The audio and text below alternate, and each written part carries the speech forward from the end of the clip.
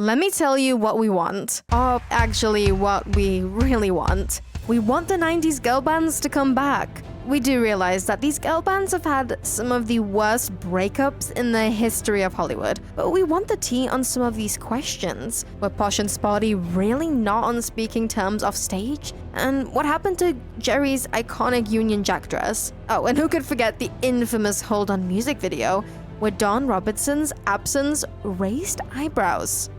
In today's video, we are going to go down a journey through the timeline and discuss the most legendary girl bands of the 90s. You might want to stick to the very end to find out which famous band might have a reunion start for their fans this year. So let's kickstart the list with TLC.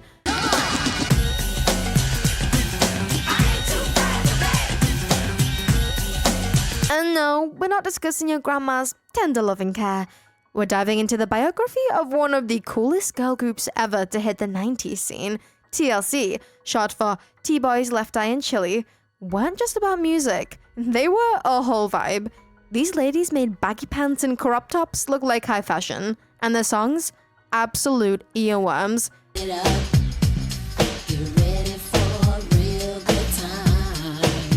With jams like No Scrubs and Waterfalls, they weren't just singing.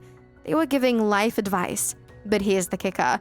They had their own style, their own swag, and their own attitude. Plus, they weren't afraid to tackle real issues in their music, like safe sex and self-respect. Some just said, pick up the condom in the safety pin. It didn't, I don't know. Just tell them it was for safe sex. TLC wasn't just a girl band. They were trailblazers, rule breakers, and chart toppers. Talk about making music history with style. However, the unstoppable trio weren't immune to a little drama. Despite selling albums like crazy, they couldn't really pay any of their bills. We are the biggest selling female group ever. 10 million albums worldwide. We have worked very hard. We have been in this business for 5 years. And we are broke. Money fights with their managers turned into a big old headline circus, exposing the not-so-fabulous side of the music industry. And then there's Lisa Left Eye Lopes, who set her ex's house on fire in 1994. Talk about a fiery relationship! This wild escapade even earned her a spot in therapy, and she spilled the beans on her healing journey in the Behind the Music documentary. But the saddest chapter, and what led to the breakup of the band, was when Lisa Lopes left us way too soon, in a tragic car accident in 2002. Her sudden exit left fans in the music world in shock, and her unique spark in TLC's chemistry could never be replaced. Through all these ups and downs, TLC's music and their fearless approach to real-life issues keep grooving in our hearts. Moving on, we have the world's favorite blend of girl power, the Spice Girls. Welcome to the Spice Girls show! These fabulous five, Scary, Spotty, Baby, Ginger, and Posh, didn't just create music. They brewed up a cultural revolution with hits like Wannabe and Spice Up Your Life.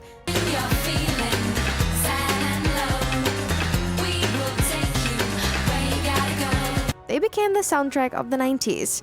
And don't even get us started on Spice World, the movie where they battled evil and served looks hotter than a chili pepper. Whether it's their iconic Union Jack dresses or those larger-than-life personalities, the Spice Girls didn't just leave a mark on pop culture.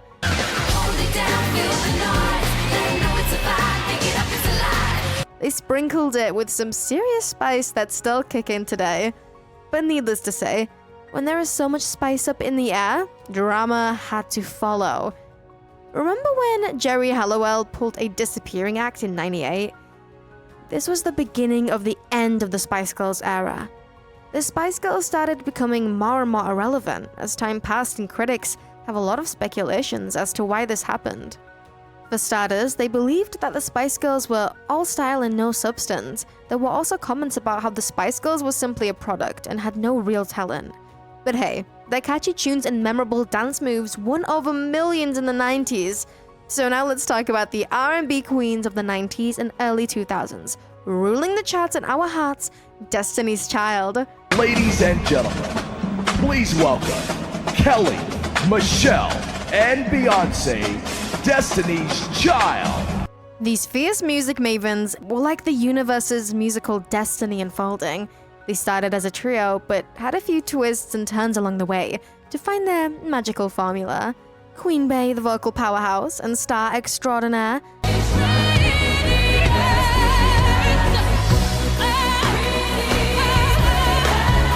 Kelly's soulful notes and Michelle's harmonies completed the holy musical trinity. Tracks like Say My Name and Survivor became anthems of female empowerment. Destiny's Child wasn't just a group, they were a full-on revolution.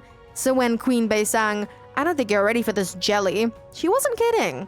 These ladies were a force of nature, and they made their mark on the music cosmos. Destiny's Child may have been Destiny's darlings, but just like the rest, they couldn't escape the drama. The ever-changing lineup was like a game of musical chess. LaToya Luckett and Latavia Robertson were in, then they were out. It wasn't something that happened suddenly, like at the spur of a moment. It was something that had been going on. It was things that we were noticing for It was years. conflicts that were going on. Yeah, The for years. departure was like this. Cue the legal battles and Say My Name became a musical lawsuit. Soon, Farrah Franklin and Michelle Williams joined the ranks, but they barely lasted.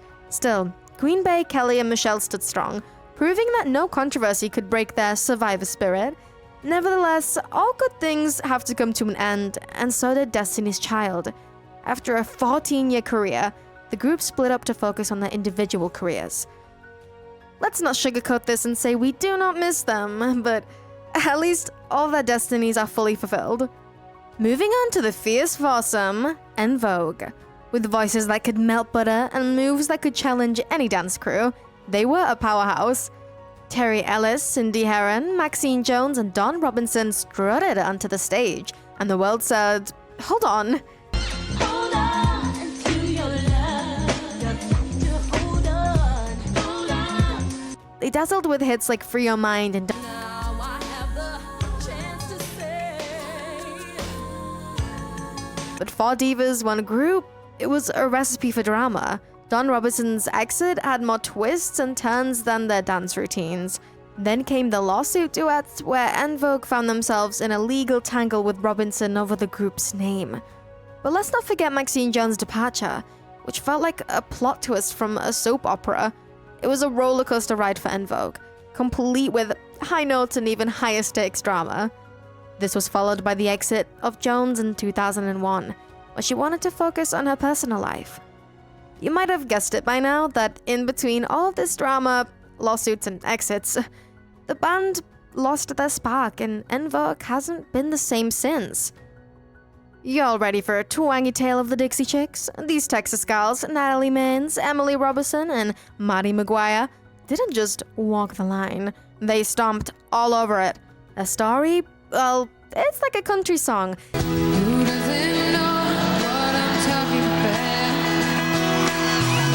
about? With highs and lows, and some political drama thrown in for good measure. Starting in the late 80s as a bluegrass band, they eventually went full country and became a sensation. Hits like Wide Open Spaces and Goodbye Earl made them stars.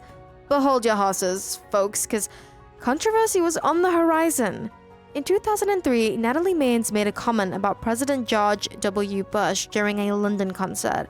We do not want war. We're ashamed of the President of the United States. And it sparked a countryside firestorm. Some folks burned their CDs, but the Chicks didn't back down. They came back fiercer than a Texas twister, with the album Taking the Long Way, and it swept a Grammy. The Chicks weren't just country, they were pop, rock, and everything in between. The exit of lead singer Macy in 1992 was a loss they couldn't really recover from. Along with the political trauma and massive boycotting, the Dixie Chicks became just the Chicks and left us all missing the good old 90s just a tad bit more.